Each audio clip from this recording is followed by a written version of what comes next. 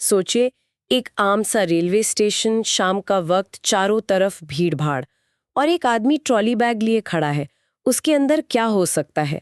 मतलब कपड़े होंगे, कुछ किताबें शायद। या घर के लिए कोई तोहफा, यही लगता है। लेकिन 22 नवंबर को छत्तीसगढ़ के दुर्ग में रिसामा रेलवे स्टेशन पर एक ऐसे ही ट्रॉली बैग से कुछ बहुत ही चौंकाने वाला राज सामने आया। आज हम इसी एक घटना की तह तक जाएंगे और ये समझने की कोशिश करेंगे कि ये सिर्फ एक गिरफ्तारी नहीं थी। नहीं, बिल्कुल नहीं। ये तो छोटे शहरों में फैले एक बहुत बड़े अवैध कारोबार की बस एक छोटी सी झलक थी। तो चलिए इस मामले की परतें खोलते हैं, देखते हैं कि तस्करों का तरीका क्या है और ये सब हमारी नजरों के ठीक सामने कैसे हो रहा है। तो कहानी शुरू होती है दुर्ग के रिसामा रेलवे स्टेशन से। शाम के लगभग 6 बज रहे थे। एक शख्स है शकील बाग, उड़ीसा के बारगढ़ जिले का रहने वाला। पुलिस उसे एक ट्रॉली बैग के साथ पकड़ लेती है। और देखने में वो बिल्कुल किसी आम यात्री जैसा ही लग रहा था। एग्जैक्टली यही तो पॉइंट है। कोई देखकर कह ही नहीं सकता था कि वो कुछ गलत कर रहा है। ये लोग भीड़ का हिस्सा बन जाते हैं। शकील जो है वो संबलपुर उड़ीसा से ट्रेन पकड़कर दुर्ग जंक्शन आया था। अच्छा। और वहां से उसे दिल्ली राजरा के लिए एक लोकल ट्रेन पकड़नी थी। मतलब सब कुछ एकदम नॉर्मल लग रहा था। पर वो नॉर्मल था नहीं। पुलिस ने जब उसका ट्रॉली बैग खोला तो अंदर कपड़ों के नीचे से 2 बड़े सफेद प्लास्टिक के पैकेट निकले। और उनमें भरा था गांजा, पूरे 9 किलो 668 ग्राम। बाप रे। तो सवाल ये उठता है कि पुलिस को ठीक उसी पर शक कैसे हुआ? क्या ये कोई रैंडम चेकिंग थी? नहीं, ये रैंडम बिल्कुल नहीं था।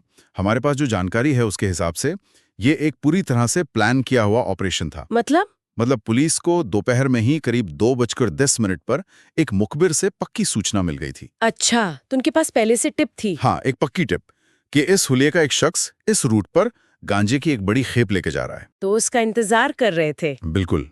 और देखिए कितनी तेजी से काम हुआ।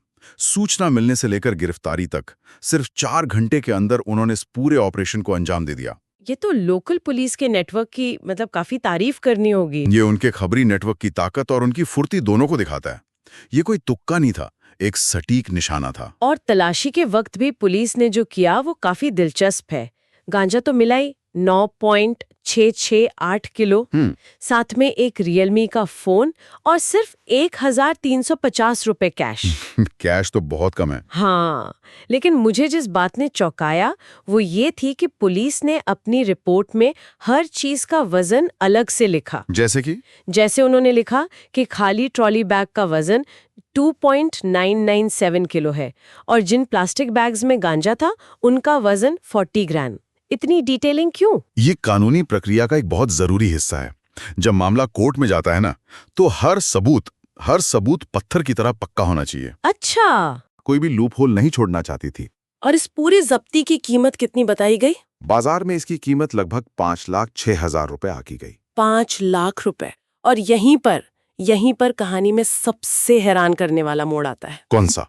जब पुलिस ने शकीलबाग से पूछताछ की तो उसने बताया कि ये सारा माल जिसकी कीमत 5 लाख से ज्यादा है, उसने खरीदा था सिर्फ कितने में? सिर्फ 15,000 में। क्या? 15,000? हाँ, सिर्फ 15,000 रुपए। और यही वो नंबर है जो इस पूरे अवैध कारोबार की कहानी बताता है। अब सोचिए 15,000 की चीज को 5 लाख में बेचना। ये तो 33 गुना का मुनाफा है। बिल्कुल। कौन सा ऐसा लीगल बिजनेस है जो आपको इतना मार्जिन देता है? कोई भी नहीं। ये तो अविश्वसनीय। सारा रिस्क शकीलबाग जैसे लोगों का, और असली मलाई कोई और खा रहा है। ये जो 33 गुना का मार्जिन है ना, यही वो चुंबक है जो इस पूरे धंधे को चलाता है। ये हमें ये भी बताता है कि दुर्ग, रायपुर, भिलाई जैसे जो औद्योगिक शहर हैं, वहां नशीले पदार्थों की डिमांड कितनी ज्यादा है। सही बात है। ये डिमांड ही इस सप्लाई चेन को जिंदा रखे हुए है। इतना बड़ा मुनाफा ही ये जानने के बाद भी कि पकड़े जा सकते हैं, लोगों को इस काम में धकेलता है। ये सिर्फ एक आदमी के लालच की कहानी नहीं है। नहीं, ये एक पूरी अंडरग्राउंड इकोनॉमी है जो डिमांड और सप्लाई की सबसे क्रूर नियम पर चल रही है। और शकील ने अपने काम करने का तरीका भी बताया होगा। हाँ, उसने बताया कि वो संबलपुर रेलवे स्टेशन के पास से ही ये गांजा खरीदता था और छत्तीसगढ़ लाने के लिए वो हमेशा पब्लिक ट्रांसपोर्ट का इस्तेमाल करता था, खासकर ट्रेनें। हाँ, ट्रेनें। और क्यों? क्योंकि ये इन लोगों के लिए सबसे सेफ जरिया है।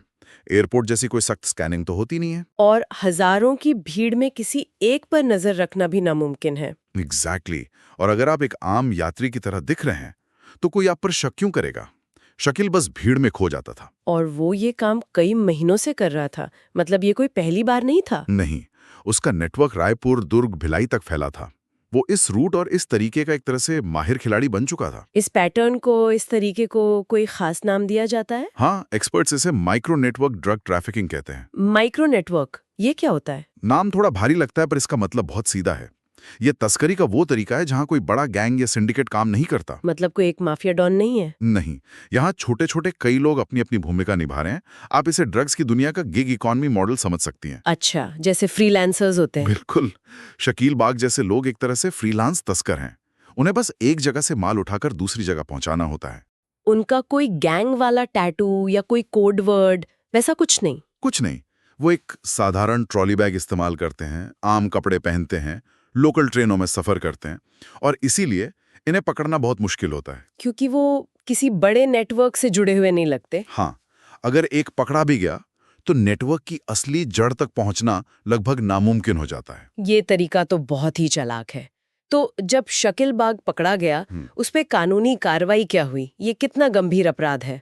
देखिए, शकील बाग के खिलाफ NDPS एक्ट के तहत केस दर्ज किया गया है। Narcotic drugs and psychotropic substance act. हाँ, और उसकी धारा 20B लगाई गई है, जो सीधे तौर पर गांजे को रखने, खरीदने, बेचने या ट्रांसपोर्ट करने से जुड़ी है। और जो मात्रा पकड़ी गई है लगभग 10 किलो, ये कितनी गंभीर मानी जाती है? ये बहुत गंभीर है। कानून में मात्रा के हिसाब से सजा तय होती है।